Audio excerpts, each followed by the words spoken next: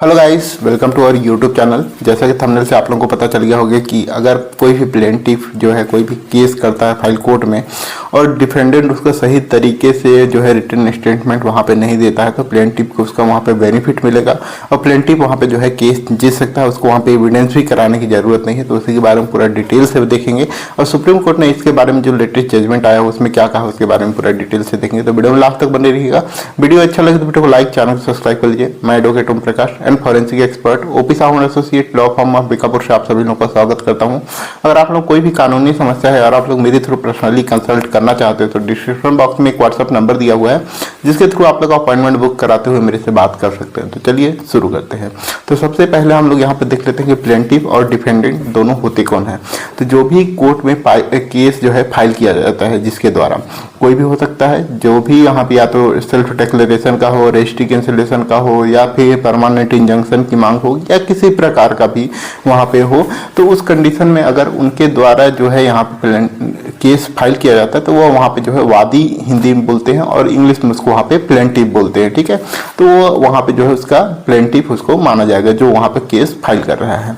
और डिफेंडेंट कौन होता है? जिसके अगेंस्ट में केस फाइल किया जाता है, जिसके वहाँ पे पार्टी बनाया जाता है, जिसको या तो आप आवेदक बोल सकते हैं या परिवादी बोल सकते हैं या फिर उत्तरवादी, आप कुछ भी उसको वहाँ पे बोल सकते हैं। तो जो वहाँ पे जो है डिफेंडेंट है वो वहाँ पे उसको कहा जाएगा जिसके अगेंस्ट में केस फाइल किया गया है।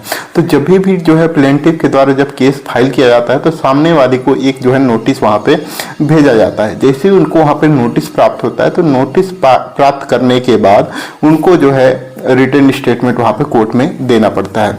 जैसे ही वो लोग वहाँ पे रिटन स्टेटमेंट कोर्ट में देंगे तो जो रिटन स्टेटमेंट है उसी के आधार पे जो है इशू फ्रेम होता है, यानी जिसपे वहाँ पे जो है क्वेश्चन मार्क होता है, जिसको कोर्ट को वहाँ पे आंसर करना होता है या जिसको वहाँ पे जो है डाउट है उसके रिगार्डिंग वहाँ पे इशू फ्रेम होता है। उसके बाद वो कोर्ट में एविडेंस वगैरह जो है वो सब वहाँ पे आगे का प्रोसीडिंग होता है। लेकिन जब भी डिफेंडेंट है वो अगर सही तरीके से अगर वहाँ पे रिटन स्टेटमेंट नहीं दिया तो उस कंडीशन में वहाँ पे जो है एविडेंस भी कराने की जरूरत नहीं है। उसी के आधार पर डायरेक्टली वो वहाँ पर से केस को जीत सकता है। तो रिटन स्टेटमेंट जो है वो बहुत महत्वपूर्ण है। इसमें मैं कुछ चीज़ों को यहाँ पे बताऊंगा जो इम्पोर्टेंट चीज़ें हैं जिसको सुप्रीम कोर्ट ने भी कहा और जो है यहाँ पे ऑलरेडी जो सीपीसी का जो प्रोविजन है उसमें भी दिया हुआ है कि आपको कैसे वहाँ पे अपना रिटन स्टेटमेंट दिया हुआ है देना चाहिए। उसके बारे में बहुत ही डिटेल से दिया हुआ था, आप लोग वहाँ पे भी जाके देख सकते हैं सीपीसी में भी। तो यहाँ पे मेन चीज़ है कि अगर कोई भी जो डिफेंडेंट है वो अगर रिटन स्टेटमेंट वहाँ पे बना रहा है तो जो प्लेंटिफ ने जो उनके ऊपर आरोप लगाया हुआ है उसको स्पेसिफिक वहाँ पे जो है उसको डिनाई या एक्सेप्ट करना चाहिए। यानी जो है आपको जो भी चीज़ उनके द्वारा आरोप लगाया गया है या जो उनके द्वारा वहाँ पे प्लेंटिफ में बताया गया है, जो उनके द्वारा जो वाद पत्र बना हुआ है उसमें जिस चीज़ को वहाँ पे बताया हुआ है उसको या तो आप एक्सेप्ट करेंगे या तो आप डिनाई करेंगे। अगर आप उसको ना एक्सेप्ट करते हैं ना डिनाई करते हैं या उसको गोलमोल तरीके से आप वहाँ पे बताना चाह रहे हैं ताकि आप वहाँ पे अगर झूठ बोले तो आप फंस सकते हैं या सही बोलें तो आपके लिए वहाँ पे नुकसान हो सकता है, तो उस कंडीशन में जो है उस चीज़ को वहाँ पे एक्सेप्ट माना जाएगा, उस चीज़ को वहाँ पे जो है सही माना जाएगा। उसके लिए वहाँ पे फिर जो है एविडेंस कराने की जरूरत नहीं है। इस तरीके का जो है अभी सुप्रीम कोर्ट का जो लेटेस्ट जजमेंट आया हुआ है उसमें इस चीज को कहा गया है। तो नेक्स्ट हम लोग यहाँ पे देखते हैं कि अगर कोई भी आप स्पेसिफिक वहाँ पे जो है डिनाई या एक्सेप्ट कर रहे हैं तो उसको कैसे करना है।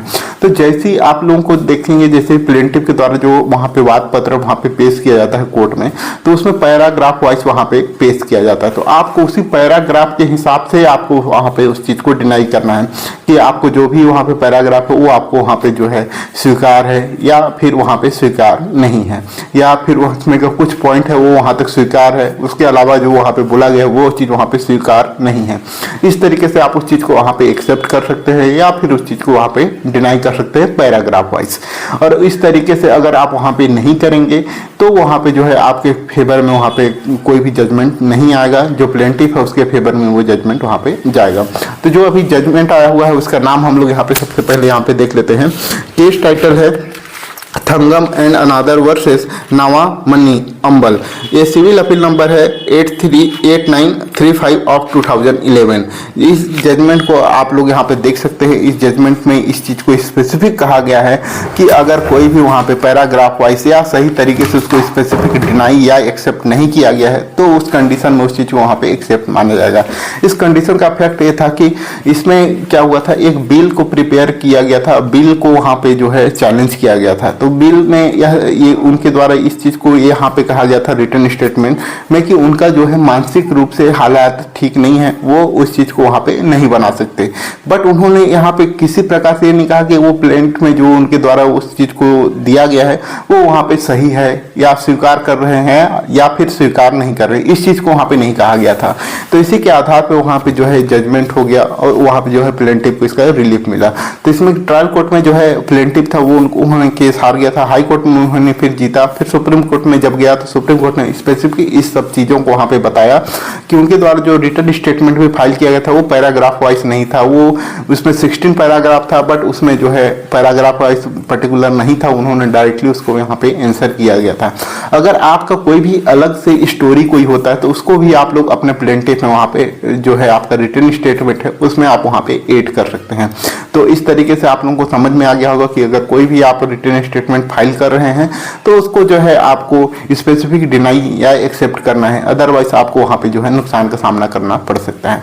और जो रिटन स्टेटमेंट है उसको वहाँ पे विद इन 30 डेज आपको कोर्ट में फाइल करना होता है।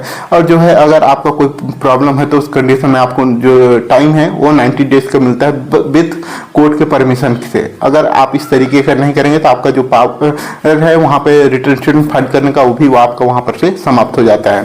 तो अगर वहाँ पे आप वहाँ पे नहीं कर रहे हैं तो उस कंडीशन में कोर्ट को भी ये पावर है कि वो वहाँ पे डायरेक्टली जो है डिग्री वहाँ पे दे सकता है। तो आप लोगों को एक एक चीज यहाँ पे क्लियर हो गया होगा। वीडियो अगर अच्छा लगा हो तो वीडियो को लाइक करें, चैनल को सब्सक्राइब कर ले ताकि आगे आप लोगों को इस तरह का अपडेट देखने को मिल सके। वीडियो को लास्ट तक देखने के लिए आप सब लोगों का धन्यवाद। जय हिंद, जय भारत।